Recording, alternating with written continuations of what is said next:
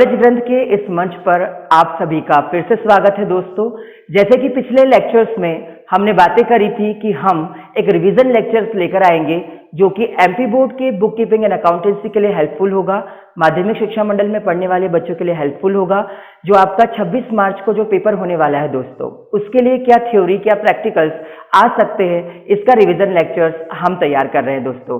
तो सबसे पहले जो पार्टनरशिप आपके 40 मार्क्स का आने वाला है, उसमें से जो 10 मार्क्स का एक टॉपिक है आपका साझेदारी आधारभूत तथ्य या पार्टनरशिप बेसिक्स। तो इसकी हम पढ़ लेते हैं संरचना, इसका कंपोजिशन पढ़ लेते हैं, ब्लूप्रिंट पढ़ लेते हैं कि भाई एग्जाम में इसमें क्या क्या पूछा जाएगा। तो देखिए, सबसे पहले आइए समझते हैं साझेदारी आधारभूत तथ्य या पार्टनरशिप बेसिक्स। तो बेटा इसमें आपको एग्जाम में टोटल 10 मार्क्स का आने वाला है। ऑब्जेक्टिव 3 मार्क्स के आएंगे और 3 मार्क का एक छोटा सा क्वेश्चन और 4 मार्क का एक क्वेश्चन। यानी कि यदि कोई भी थ्योरी हमें पढ़नी है या समझनी है तो हमें 5 पॉइंट्स उसके सफिशिएंट होंगे, इससे ज्यादा करने की कोई जरूरत नहीं होगी। क्योंकि बेटा हम एग्जाम ओरिएंटेड पढ़ रहे हैं, इसलिए हम बहुत ज्यादा डिटेल नहीं कर पाएंगे। तो उसके लिए मैं आपसे क्षमा चाहता हूं, लेकिन जो भी हम कर पाएंगे वो आपके लिए सच में बहुत ज्यादा हेल्पफुल है दोस्तों। तो प्लीज ध्यान दीजिए। सबसे पहले हम थ्योरी पार्ट करेंगे जो 3 मार्क्स की या 4 मार्क्स की, यानी टोटल 7 मार्क्स आपके इन 4 थ्योरीज में कवर हो सकते हैं। इससे ज्यादा आपको नहीं आने वाला है, आप विश्वास कीजिए, ये मेरा अनुभव कहता है। अब देखिए दोस्तों, हम सबसे पहले बात करेंगे थ्योरी में कितने 4 क्राइटेरिया आपको आ सकते हैं। देखिए, थ्योरी पेपर में आपको पार्टनरशिप का मीनिंग क्या होता है, कैरेक्टरिस्टिक्स क्या होती है, यानी साझेदारी का अर्थ क्या है, साझेदारी की विशेषताएं क्या है, और दूसरा आ सकता है पार्टनरशिप डीड क्या होती है, इसके मेन कंटेंट्स क्या होते हैं, साझेदारी संलेख क्या है, साझेदारी संलेख की मुख्य बातें बताइए, और तीसरा आ सकता है आपको rules applicable in the absence of partnership deed. अगर आप पार्टनरशिप डीड नहीं बनाते हैं तो क्या रूल्स एप्लीकेबल होते हैं। और इसी को अगर मैं हिंदी में कहूं तो साझेदारी संलेख यदि आप नहीं बनाते हैं तो उसके अभाव में लागू होने वाले नियमों को बताइए। और चौथा क्वेश्चन आ सकता है बेटा, difference between fixed capital method and fluctuating capital method. अगर हिंदी में कहूं तो स्थायी पूंजी पद्धति और परिवर्तनशील पूंजी पद्धति में क्या अंतर है। और इसके बाद एनसीईआरटी से बेसिस पर जो आता है दोस्तों, उसमें हम ये समझने की कोशिश करते हैं कि भाई साझेदारों को क्या कर्तव्य है, साझेदारों के क्या अधिकार है। तो ये छोटे मोटे टॉपिक्स आप देख ले तो आप 100% सफलता को प्राप्ति कर सकते हैं दोस्तों। देखिए, आइए एक एक थ्योरीज को बड़े आराम से और अच्छे से समझने की कोशिश करेंगे, क्योंकि ये रिवीजन लेक्चर है। लेकिन इसका मतलब ये नहीं है कि हम हवा हो जाए। रिवीजन का मतलब कभी हवा नहीं होता। रिवीजन का मतलब होता है अपने विजन को और मजबूत करना दोस्तों। देखिए, हम बात कर रहे हैं साझेदारी के अर्थ की। तो साझेदारी क्या होता है, आइए पहले हिंदी में समझते हैं। बेटा, भारतीय साझेदारी अधिनियम 1932 की धारा 4 के अनुसार साझेदारी उन व्यक्तियों के मध्य पारस्परिक संबंध है जो किसी ऐसे व्यापार के लाभ को परस्पर बांटते हैं जो सबके द्वारा या सबकी ओर से किसी एक के द्वारा संचालित किया जा सकता हो। अगर इंग्लिश में मैं कहूं कि पार्टनरशिप क्या है, तो definition according to the partnership act 1934 under section 4, partnership is the relation between 2 or more persons who have agreed to share the profits of business carried by all or any of them and acting for all। बेटा, ये definition आपको जहां भी साझेदारी आ जाए वहां आप coat करके आइए, सेक्शन कोट कर आइए, एक्ट लिख कर आइए, तो आपकी कॉपी मेरिट वाली कॉपी बनेगी दोस्तों। आपको ये फॉलो करना ही पड़ेगा। अब देखिए, पार्टनरशिप की मीनिंग तो मैंने आपको बता दी। अब बात करते हैं कैरेक्टरिस्टिक्स। भाई, अब कैरेक्टरिस्टिक्स का कॉन्सेप्ट कैसे आया। जैसे आप मुझे एक चीज बताइए, अब कोई व्यक्ति है हमारे पास, इंसान हो या महिला हो, पुरुष हो, कोई भी हो, सबकी अपनी अपनी एक खासियत होती है। अब भाई, सब्जेक्ट भी किसने बनाया, हमारे उत्थान के लिए लोगों ने ही तो बनाया है। अब उन्होंने अपनी खुन्नस जो है कैरेक्टरिस्टिक्स पर निकाल ली कि भाई जो भी आप पढ़ोगे उसकी विशेषता है तो आपको पढ़नी ही पड़ेगी। हाँ, तो भाई पढ़ लेते हैं, तो उसमें कौन सी दिक्कत वाली बात है। देखिए बेटा, सबसे पहले यदि हम साझेदारी की विशेषताओं की बात करें तो सबसे पहली विशेषता क्या हो सकती है। अगर मैं इंग्लिश में कहूं तो होगा बेटा लीगल एग्रीमेंट। ठीक है बच्चे, यानी कि वैधानिक अनुबंध। भाई, यहाँ पर जो साझेदारों के मध्य अनुबंध होता है वह वैधानिक होता है, और साझेदारी का जन्म अनुबंध के माध्यम से ही होता है, यानी कॉन्ट्रैक्ट के हिसाब से। अब ये अनुबंध कैसा हो सकता है, इट में बी रिटन एंड इट में बी ओरल। भाई, ये रिटन में भी आप कर सकते हो और ओरल में भी कर सकते हो। अब साझेदारी तो आपको करनी है, आप जाने, आपका काम जाने। नेक्स्ट, उसके बाद लेकिन एग्रीमेंट होना जरूरी है। तो पहला पॉइंट विशेषताओं में आप लिखेंगे लीगल एग्रीमेंट। और दूसरी बात करते हैं बेटा साझेदारी की विशेषताओं की। जो दूसरी विशेषता है दूसरी विशेषता यानी कि कैरेक्टरिस्टिक्स की यदि हम बात करें तो भाई नंबर ऑफ पार्टनर्स, बताइए कि साझेदारी में मिनिमम पार्टनर्स कितने होंगे और मैक्सिमम कितने होंगे। बेटा इसमें से ऑब्जेक्टिव भी उठ के आ जाता है, मिनिमम बता दीजिए कितने होते हैं, मैक्सिमम बता दीजिए कितने होते हैं। तो नंबर, दूसरा पॉइंट हुआ हमारा कैरेक्टरिस्टिक्स का, नंबर ऑफ पार्टनर्स। ध्यान दीजिएगा बेटा, भूलिएगा नहीं, नंबर ऑफ पार्टनर्स यानी कि साझेदारों की संख्या। साझेदारों की संख्या, आइए बात करते हैं साझेदारों की संख्या की। तो साझेदारों की संख्या, तो मिनिमम यानी कम से कम साझेदारों की संख्या कितनी होगी बेटा, मिनिमम 2 होगी। और मैक्सिमम कितनी होगी, तो मैक्सिमम के चक्कर में अभी भी एमपी बोर्ड वालों को, सीबीएसई वालों को कंफ्यूजन है, क्योंकि 2013 में जो कंपनीज एक्ट आया, भाई कंपनीज एक्ट के अकॉर्डिंग जो होती है अपनी इसकी लिमिटेशन डिसाइड होती है, मतलब सॉरी जो मेंबर की लिमिटेशन से वो डिसाइड होती है। लेकिन अब 2013 से पहले जो कंपनी अधिनियम 1956 था उसमें थी भाई 10 जो होगी वो किसमें होगी, बैंकिंग के केस में, और जो 20 होगी वो किसमें होगी, वो साधारण व्यवसाय में होगी यानी ऑर्डिनरी बिजनेस में होगी। लेकिन क्या करे दोस्तों, एमपी बोर्ड में तो अभी तक परिवर्तन नहीं हुआ, इसलिए वही 10 और 20 वाला चला रहे। लेकिन आप एक लाइन और जोड़ दीजिए इसमें कि भैया अधिनियम, कंपनी अधिनियम 2013 में अभी स्पेसिफिक निर्देश है कि भाई अधिकतम संख्या 50 हो सकती है, चाहे वो बैंकिंग का हो चाहे वो साधारण व्यवसाय का हो दोस्तों। तो ये दूसरा पॉइंट आपको क्लियर होता है, नंबर ऑफ पार्टनर्स। तीसरी बात करते हैं, क्या विशेषता होनी चाहिए, तीसरी विशेषता होनी चाहिए व्यवसाय द्वारा लाभार्जन यानी प्रॉफिट फ्रॉम बिजनेस। अब मुझे बताइए, यदि आप कोई पार्टनरशिप कर रहे हैं प्रॉफिट फ्रॉम बिजनेस, तो आपका उद्देश्य क्या होना चाहिए, लाभ कमाना होना चाहिए। भाई यदि आपको कोई लाभ करना है, किसी का चैरिटेबल पर्पज से आपको काम करना है, तो फाउंडेशन खोलिए, बिजनेस क्यों खोल रहे हैं। तो बिजनेस अगर आपको करना है तो उसका उद्देश्य क्या होना चाहिए बेटा, लाभ कमाना होना चाहिए। क्योंकि कोई भी सामाजिक उद्देश्य के लिए यदि आप कोई व्यवसाय, पहली बात तो व्यवसाय किसी सामाजिक उद्देश्य के लिए होता ही नहीं है, तो याद रखिए तीसरा है प्रॉफिट फ्रॉम बिजनेस यानी कि व्यवसाय द्वारा लाभार्जन। और चौथी बात यदि हम करें बच्चे यहां पर, तो चौथी विशेषताएं क्या हो सकती है, जैसे असीमित दायित्व यानी कि अनलिमिटेड लायबिलिटी।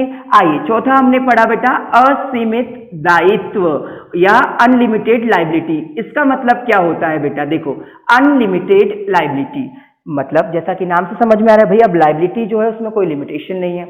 मतलब इसका एग्जाम्पल ले लेते हैं, सपोज मान लीजिए मैंने और हमने, आप भी हमारे साथ हैं पार्टनरशिप में, हम दोनों ने मिलकर कुछ मान लीजिए BMW की बाइक खरीदी उधार लेकर, और वो कितने की खरीदी, मान लीजिए 20 लाख की खरीदी।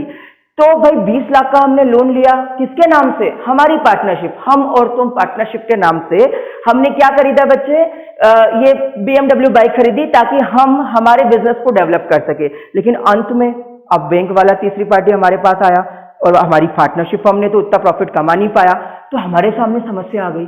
क्या समस्या आई, समस्या ये आई कि अब पैसे कैसे चुकाए, क्योंकि पार्टनरशिप हमने तो कमाया ही नहीं। हमने हाथ खड़े कर दिए और हमने क्या बोला, हमने बोला कि भैया हम तो नहीं चुकाएंगे। क्यों नहीं चुकाएंगे, बोले हमने थोड़ा लोन लिया है, पार्टनरशिप ने लोन लिया है। किससे लिया है, पार्टनरशिप ने लोन लिया है। तो बेटा गलत बात है, क्योंकि आपसे हमने जब पार्टनरशिप बनाई थी तभी बोल दिया था कि इसकी एक कैरेक्टरिस्टिक्स है अनलिमिटेड लायबिलिटी यानी कि असीमित दायित्व। आया बच्चे समझ में, बिल्कुल लॉक कर दीजिए, काम आएगा आपके। पांचवी क्वेश्चन, पांचवा पॉइंट क्या हो सकता है, प्रॉफिट डिस्ट्रीब्यूशन।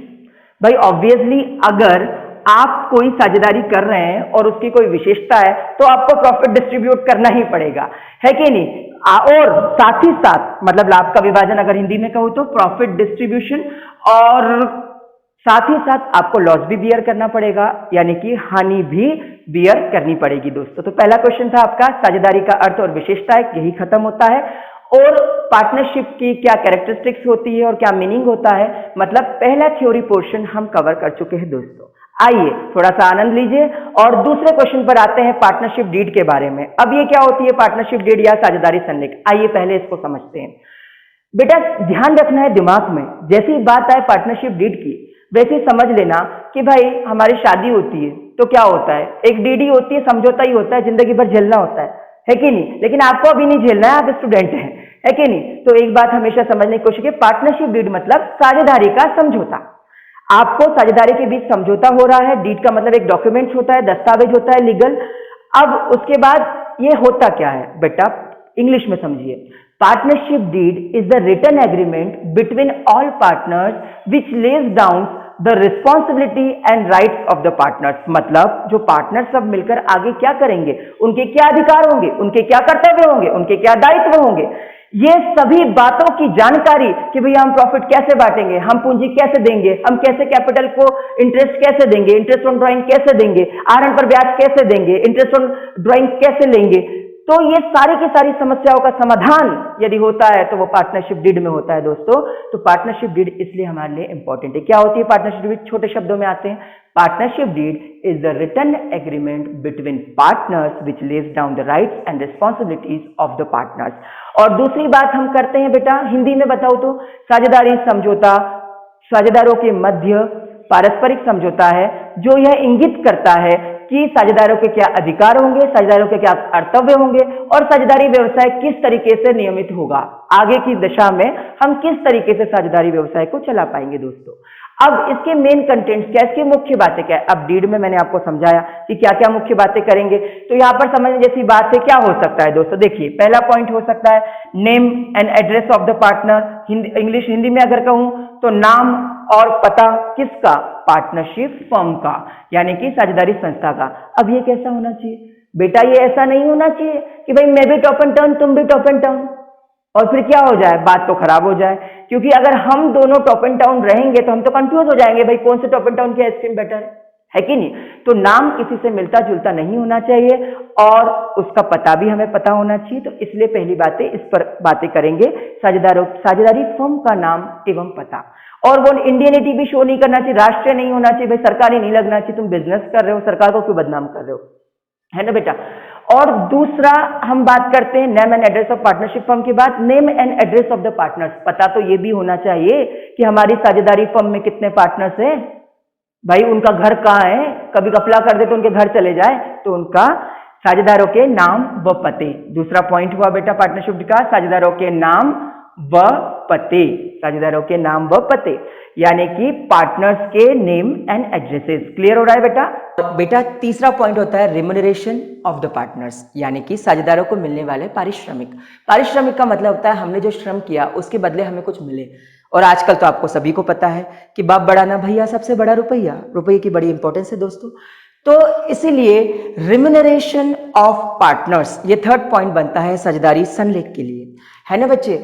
अब चौथे पॉइंट की यदि हम बात करें साझेदारी संलेख की, तो चौथे पॉइंट में भाई प्रॉफिट डिस्ट्रीब्यूशन लिख लो, यानी कि लाभ का वितरण हम कैसे करें, यानी कि प्रॉफिट डिस्ट्रीब्यूशन यानी लाभ का वितरण कैसे करें, इसके बारे में भी समस्या का समाधान हमें साझेदारी संलेख में करना होता है। जैसे कि भाई प्रॉफिट डिस्ट्रीब्यूशन हम किस रेशो में करने वाले हैं, क्या हम कैपिटल रेशो में करने वाले हैं जो हमने कैपिटल लगाई उसमें, या हम किसी भाई स्पेसिफिक रेशो में करने वाले हैं जो हमने पता करा, या फिर हम बराबर बराबर बांटने वाले हैं। इसके बारे में यदि हमें समझना है तो प्रॉफिट डिस्ट्रीब्यूशन ये साझेदारी संलेख का चौथा बिंदु है दोस्तों।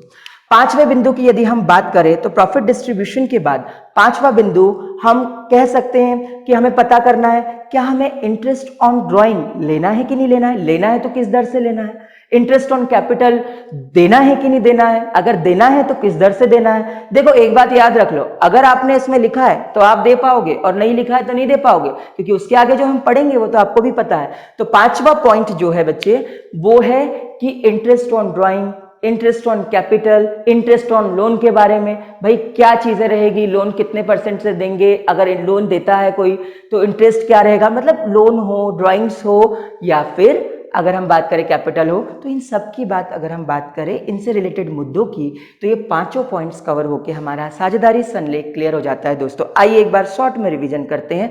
साझेदारी संलेख क्या होता है? साझेदारी संलेख वो होता है जो साझेदारों के मध्य पारस्परिक समझौता होता है, जो ये बताता है कि साझेदारों को क्या कर्तव्य और क्या अधिकार है। और उसके पॉइंट्स 5 थे, जैसे कि पहले साझेदारी फर्म का नाम एवं पता, दूसरा साझेदारों के नाम एवं पते, तीसरा पॉइंट था साझेदारों का पारिश्रमिक, चौथा पॉइंट था साझेदारों को लाभ वितरण, और पांचवा पॉइंट था आपका आहरण पर ब्याज, पूंजी पर ब्याज और तमाम चीजें यानी ऋण पर ब्याज। अब इंग्लिश में इसको रिवीजन करें साझेदारी संलेख को, तो साझेदारी संलेख क्या था बेटा? Partnership deed is a written agreement between partners which lays down the rights and responsibility of the partners, ये मीनिंग में आप लिखेंगे। उसके बाद उसमें आप लिखेंगे मेन बातों में कि name and address of the partnership firm, दूसरा लिखेंगे name and address of the partner, तीसरा लिखेंगे रिम्यूनरेशन ऑफ द पार्टनर्स, और उसके बाद प्रॉफिट डिस्ट्रीब्यूशन, और पांचवा आप लिखेंगे interest on drawing, interest on loan and interest on capital के बारे में क्या हम डिसीजंस लेने वाले हैं। ठीक है बेटा, थैंक यू। अब इसके बाद थर्ड क्वेश्चन जो आता है वो होता है साझेदारी संलेख के अभाव में लागू होने वाले नियम, यानी कि rules applicable in the absence of the partnership deed. भाई आपने एक डीड बनाई, डीड का मतलब आपने ये कागज बनाया, उसमें समझौता लिखा, स्टैम्प किया, नोटेट किया, सब कुछ किया, और बोले भैया चलो हमारी पार्टनरशिप बन गई। लेकिन अगर ये नहीं बनाते हो कागज तो भैया क्या? अगर ये कागज नहीं बनाए तो भैया जब जिसका कोई नहीं होता उसका कौन होता है? उसका साझेदारी अधिनियम 1932 होता है। मतलब भारत कानूनों का देश है, आप सभी को पता है, हर चीज कानूनों के आधार पर होती है। तो यहां पर भी जिसका कोई नहीं होता उसका साझेदारी संलेख, मतलब संलेख नहीं होता, उसका होता है भारतीय साझेदारी अधिनियम, यानी इंडियन पार्टनरशिप एक्ट 1932। वो कहता है कि अंडर सेक्शन 10 वो कहता है कि भाई ये देख लो, अगर आप पार्टनरशिप डीड नहीं बनाते, हमने अवसर दिया है, अपनी मनमानी कर लो। अगर अपनी मनमानी आप नहीं कर पाते हो तो हम जो कहेंगे वही बात माननी है। तो उन्होंने क्या क्या कह दिया, अब इसके भी 5 पॉइंट पढ़ लो, एग्जाम में काम आएंगे। जैसे साझेदारी संलेख के अभाव में लागू होने वाले नियम, तो rules applicable in the absence of partnership deed. तो 5 रूल्स अपन देख लेते हैं। जैसे कि प्रॉफिट डिस्ट्रीब्यूशन, सबसे पहली बात, लाभ का वितरण कैसे करोगे? उसने बोला ना तेरी ना मेरी, सबकी बराबरी है कि नहीं, ना आपकी चलेगी ना मेरी चलेगी, सबकी बराबर चलेगी। मतलब आप प्रॉफिट डिस्ट्रीब्यूशन बराबर बराबर बांटेंगे दोस्तों। तो पहला हो गया प्रॉफिट डिस्ट्रीब्यूशन अभाव में लागू होना। दूसरा हो गया इंटरेस्ट ऑन ड्राइंग। उन्होंने बोला कोई इंटरेस्ट ऑन ड्राइंग नहीं देंगे भाई, हमने पहले ही बोला था भैया बना लो डीड में, बनाया क्यों नहीं? हमारी गलती है क्या? ठीक है, तो हम क्या करेंगे, कोई भी आहरण पर ब्याज नहीं दिया जाएगा। तीसरा पॉइंट, पूंजी पर कोई ब्याज नहीं दिया जाएगा। आहरण पर कोई ब्याज नहीं लिया जाएगा, लेकिन पूंजी पर कोई ब्याज नहीं दिया जाएगा। तो पूंजी पर भी आप कोई ब्याज नहीं मिलेगा आपको, यानी पार्टनर्स को कोई ब्याज नहीं मिलेगा, यानी इंटरेस्ट ऑन कैपिटल नहीं मिलेगा। तो 3 पॉइंट्स हो गए आपके। पहला क्या हो गया बच्चे? पहला क्या हुआ आपका? देखिए पहला हुआ कि प्रॉफिट डिस्ट्रीब्यूशन कैसे करना है, लाभ का वितरण समान अनुपात में। दूसरा हो गया इंटरेस्ट ऑन ड्राइंग, दिया जाएगा क्या? नहीं दिया जाएगा। क्या कैपिटल, इंटरेस्ट ऑन कैपिटल लिया जाएगा? दिया जाएगा क्या? नहीं दिया जाएगा, याद रखिएगा। अब तीसरी चीज हो गई। अब चौथा पॉइंट क्या हो गया? साझेदारी का संचालन कौन करेंगे? भैया याद रखना, सब मिलकर करेंगे। कैसे करेंगे? सब मिलकर करेंगे। इंग्लिश में करो तो ऑपरेशन ऑफ द बिजनेस सब मिलकर करेंगे, है ना। और एक और चीज आ जाती है इंपॉर्टेंट, जो ऑब्जेक्टिव में भी बनती है, कि इंटरेस्ट ऑन लोन, यानी कि ऋण पर ब्याज कैसे देंगे? तो याद रखना, ऋण पर ब्याज 6% प्रति वार्षिक की दर से दिया जाएगा, यानी कि 6% पर एनम। पर एनम पर कॉन्सेंट्रेट कीजिए, पर मंथ नहीं देना है, कंफ्यूजन आपको सब में 6 दे दिया। अब आप क्या करोगे, है ना। तो पर एनम पर फोकस करना है दोस्तों। अब rules applicable in the absence of partnership deed, ये 5 रूल्स थे। इसी को हम कहते हैं साझेदारी संलेख के अभाव में लागू होने वाले नियम। अब आगे हम आएंगे क्वेश्चन नंबर 4 पर, difference between fixed capital method and fluctuating capital method. बेटा difference between fixed capital method या फ्लक्चुएटिंग कैपिटल मेथड, ये बड़ा ही ज्वलंत प्रश्न है, करंट क्वेश्चन है, क्योंकि हम पार्टनर्स कैपिटल 2 टाइप से बनाते हैं, एक फिक्स्ड कैपिटल मेथड से, एक फ्लक्चुएटिंग कैपिटल मेथड से। तो इन दोनों मेथड्स में डिफरेंस पूछा जाना स्वाभाविक सी बात है दोस्तों। तो क्या हो सकता है स्थायी पूंजी खाता पद्धति और परिवर्तनशील पूंजी खाता पद्धति में अंतर? आइए अंतर के आधारों के आधार पर हम अंतर करते हैं, मतलब ऑन द बेसिस हम डिफरेंस करें, कुछ बेस मानकर। याद रखिए जब भी आपको लिखना है तो बेस जरूर देना है, ये हमारी उत्कृष्ट विद्यालय की शिक्षा का असर है। वहां पर हमें हमारे शिक्षकों ने बहुत अच्छे से पढ़ाया है, उसी का ये परिणाम है कि हम भी आपको इतना अच्छा समझा पा रहे हैं। देखिए अब हमने बोला on the basis, on the basis आपको अंतर का आधार जरूर लिखना है, क्योंकि जैसे ही आप आधार लिख देते हैं, हो सकता है एग्जामिनर आपका अंदर का पॉइंट भी ना पढ़े, क्योंकि जब आपको आधार पता है। अब देखिए पहला आधार है कैपिटल फिक्स्ड, यानी कि स्थायी पूंजी। तो कैपिटल कैसी होती है? नेचर ऑफ कैपिटल, मतलब कि पूंजी का स्वभाव। तो फिक्स्ड, यहाँ पे अपन कह सकते हैं स्थायी पूंजी नाम से होता है कि फिक्स्ड होती है, तो फिक्स्ड कैपिटल होती है यहाँ पर। जबकि परिवर्तनशील पूंजी में क्या होती है बेटा? परिवर्तनशील पूंजी में क्या होती है? परिवर्तनशील पूंजी में हमारी जो कैपिटल होती है वो परिवर्तित होती रहती है, यानी चेंज होती रहती है। हमारी जो कैपिटल होती है वो चेंज होती रहती है। उसके बाद ओपन अकाउंट, यानी कि खाते कितने खोलते हैं आप? तो आपको पता होना चाहिए स्थायी पूंजी पद्धति में 2 खाते खोले जाते हैं, ठीक है, जबकि परिवर्तनशील पूंजी पद्धति में मात्र एक ही खाता खुलता है ना। इसमें मतलब here in the fixed capital method 2 accounts are open, जबकि in the fluctuating capital method there are only कितने? Only 1 account open. अब इसके बाद बात करते हैं तीसरे पॉइंट की कि चेंज इन कैपिटल। भाई कैपिटल में चेंज कब होता है? देखो स्थायी पूंजी पद्धति में तभी चेंज होता है, यानी फिक्स्ड कैपिटल मेथड में तभी चेंज होता है जब हमने ड्राइंग्स निकाल लिया हो कुछ पैसा, या एडिशनल कैपिटल लगा ली हो, यानी कि हमने कोई पूंजी फिर से अतिरिक्त पूंजी लगा ली हो, तो ये होता है बच्चे चेंज इन कैपिटल स्थायी पूंजी में। लेकिन आपको तो पता ही है परिवर्तनशील पूंजी तो हमेशा ही परिवर्तित होती रहती है ना बच्चे। तो ये तीसरा पॉइंट हुआ चेंज इन कैपिटल। और चौथे की बात हम कर रहे हैं बैलेंसेस। भाई इसका शेष क्या होता है? अकाउंट्स में अगर शेष नहीं लिखा तो क्या लिखा, है ना। तो बैलेंसेस क्या होते हैं? तो स्थायी पूंजी पद्धति से जो खाते बनते हैं उसके बैलेंस्ड ऑलवेज क्रेडिट होते हैं, ऑलवेज क्रेडिट, यानी हमेशा क्रेडिट जमा शेष होता है। जबकि परिवर्तनशील पूंजी का तो आपको पता ही है, यानी कि परिवर्तनशील मतलब फ्लक्चुएटिंग कैपिटल मेथड का क्या हो सकता है बच्चे? हमेशा परिवर्तनशील होता है, डेबिट भी हो सकता है बैलेंस और क्रेडिट भी हो सकता है। आइए फिफ्थ पॉइंट को कवर करते हैं, एंट्रीज। तो जो फिक्स्ड कैपिटल मेथड होती है उसमें 2 अकाउंट बनते हैं। एक अकाउंट का नाम क्या है बच्चे?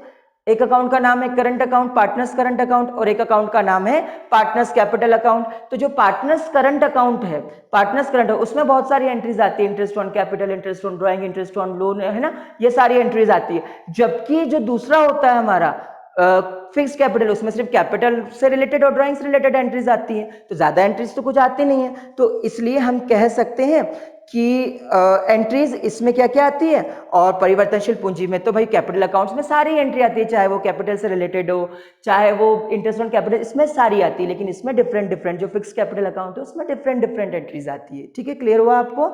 एक और बार अच्छे से कर लेते हैं कि भाई कैपिटल कैसी होती है फिक्स कैपिटल मेथड में।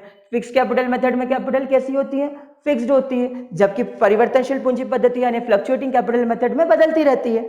अब इसके बाद ओपन कौन कौन से अकाउंट ओपन किए जाते हैं? तो इसमें 2 किए जाते हैं स्थायी पूंजी में, एक करंट अकाउंट यानी चालू खाता, और दूसरा है फिक्स्ड कैपिटल अकाउंट यानी कि स्थायी पूंजी पद्धति खाता।